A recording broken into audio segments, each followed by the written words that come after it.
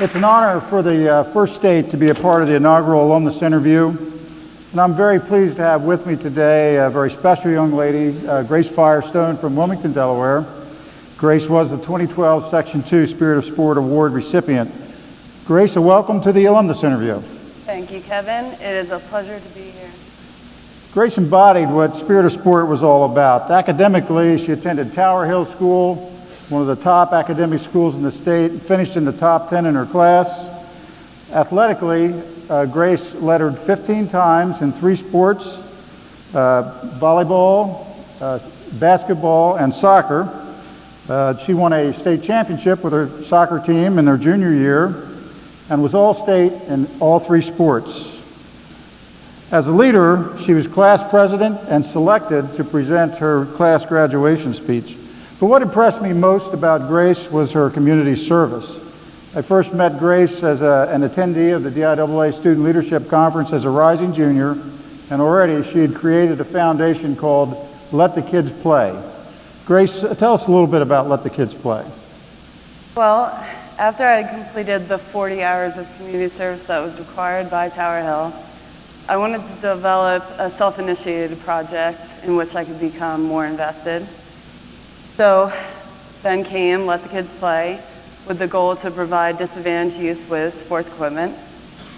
It started strictly as a program to donate equipment, but I quickly realized that funding was also necessary for these inner-city athletic programs. So we began by fundraising through my high school volleyball team.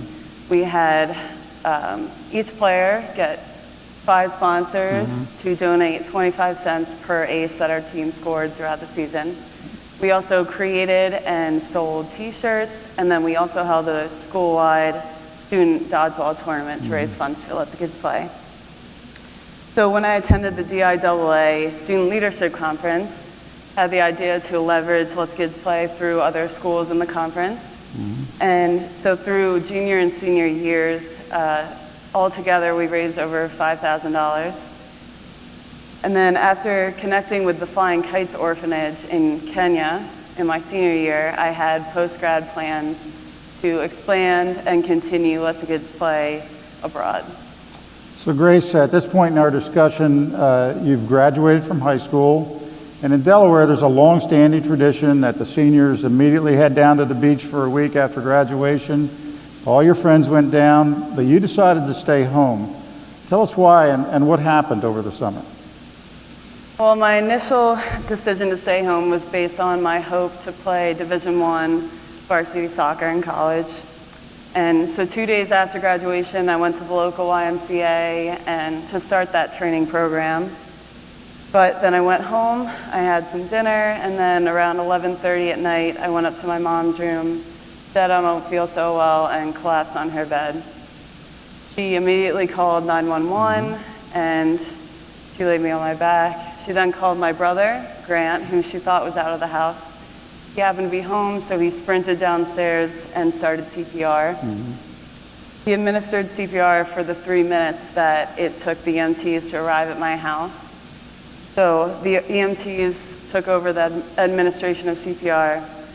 Police were also searching my house for drugs to figure out why a healthy 18-year-old would be on the floor in sudden cardiac arrest. Paramedics also used an AED to shock my heart back into normal rhythm. And because my veins were actually shutting down at that point, they drilled into my shin bone marrow to get essential IV fluid to my vascular system. So I was then transported to Christiana Hospital, and I was put on ice in what is called therapeutic hypothermia in order to preserve brain function and prevent organ damage. In total, I spent about 10 days in the hospital, during which they implanted a defibrillator in my left chest. And while I was in the hospital, a nurse came in to give a neuropsych evaluation. And in that test, I was to connect the scrambled letters of the alphabet and draw a 3D box. I could not do it. And that's when I understood the gravity of the situation and that there wasn't much I could do about it. Well, Grace, thank God that you didn't go to the beach, first of all, and thank God your brother Grant was at home and knew how to administer CPR. And Grace, we know that for every minute that goes by in a sudden cardiac arrest event, the chance of survival decreases by 10%, as does the return to normal function. Tell us about your limitations and what was recovery like for you? Well, leaving the hospital was almost like a rebirth to me. Because of short-term memory loss that was due to oxygen deprivation during my event, I had to start cognitive therapy about 3 times a week. Physically, I was limited to 25 minutes of walking on a treadmill, and that was to reacclimate and kind of adjust to this new device in my body. But by the end of the summer, I was making significant strides. But the physicians were still, advising me to take some time off from school and limit physical activity. At that time, I felt as though, my doctors and my family and my friends were placing limits on my abilities. And I decided then that I was not going to accept living in a restricted bubble for the rest of my life. So that August, I was able to start in the honors program at UD as a biology major, and I snuck my cleats in the car on the way to school. When I made the club soccer team, I called my physician to gain his approval. He said he would prefer if I waited at least 6 months until serious activity. I initially was devastated, and then I decided that prefer was an interesting word, and I was playing full games by the end of the season. Yeah. Well, so let me get this straight, Grace. On June 6th, you survived a near-fatal sudden cardiac arrest, spent 10 days in the hospital, literally had to retrain yourself mentally, physically, and yet 3 short months later, you're at the University of Delaware in the honors program as a bio major, which was pretty tough for me. I don't know what it was like for you. And you're playing university club soccer. That's incredible to me. And yet, you felt limits were still being placed on you by your family, your friends, your physicians, and you had to have some self-doubts too. How'd you free yourself from those limitations? Well, in college, I became more and more invested in flying kites, who I mentioned earlier. And I discovered that they offered adventure challenges in various locations around the world. So I particularly became interested in the New Year's Eve climb of Mount Kilimanjaro. But to participate, the caveat was you had to raise $6,000 for the kids. So from August to December of my sophomore year in college, we ended up raising over $10,000 for the Flying Kites Orphanage. That allowed me not only to climb the mountain, but to spend an additional 3 weeks with the kids that we had just raised the money for. And I think that the inspiration was external and internal.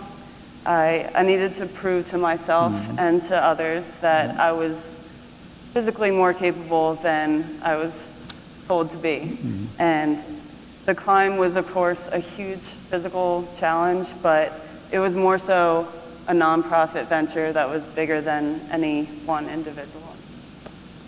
Well, Grace, the physical climb of 19,341 feet to the summit of Mount Kilimanjaro is a daunting challenge for anyone, let alone someone who survived a near-fatal sudden cardiac arrest just 18 months earlier. I imagine that reaching the summit must have been an emotional, almost spiritual moment for you. We have a photo coming up here that has you in front of a sign with a word that has special meaning to you. Tell us about that. So during my trip to Africa, I learned a lot of things, but in particular, I learned that uhuru literally means freedom in Swahili. But for me, I think that the translation symbolized a personal freedom from the word can't, and the finish line of an extremely exhausting upward climb. But really, I understood that no longer would my mom have to worry about me when I went on runs around the neighborhood. and no longer would my doctor question my safety while playing sports. Right. And no longer would I be scared or doubtful of adventure or challenge in the future of either physical or mental strength. Grace, I've heard your story several times. It inspires me every time I hear you tell it. I know you just recently graduated from the University of Delaware. What are your future plans? So to prepare for medical school, I'm gaining clinical experience at Omega Medical Center in Delaware, where I currently work. And I do plan eventually to enter the field of cardiology. And so as a cardiology, you'll be taking everything full circle by helping others, in this case, others who have similar health experiences as you've had, and in doing so, once again, embracing the spirit of sport. Thank you, Kevin, and it has been a true honor working with you. Well, thank you, Grace. I appreciate that. And we have a little token of appreciation for your sharing your speech with us today, your story. And we thank you very much for that.